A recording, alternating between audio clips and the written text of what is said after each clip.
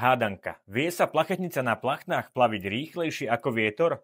Ešte stále si zmetený zo včerajších skratiek? Poďme si to ukázať v praxi. Aha, vietor fúka 5,9 uzla nám do chrbta, čo sú približne 3 metre za sekundu. To je true wind speed alebo skutočný vietor. My sa ale plavíme rýchlosťou voči Zemi speed over ground 5,9 uzla. Na palube teda máme rýchlosť zdanlivého vetra apparent wind speed 0 uzlov, takže bez vetrie.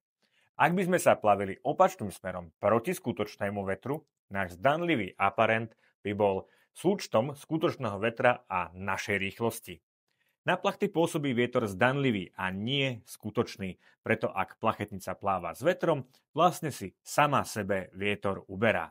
Ak pláva v kurze proti, tak si sama sebe vietor vyrába a čím rýchlejšie ide, tým viac si ho vyrobí. A tak teda vedia byť niektoré plachetnice rýchlejšie, ako je rýchlosť skutočného vetra.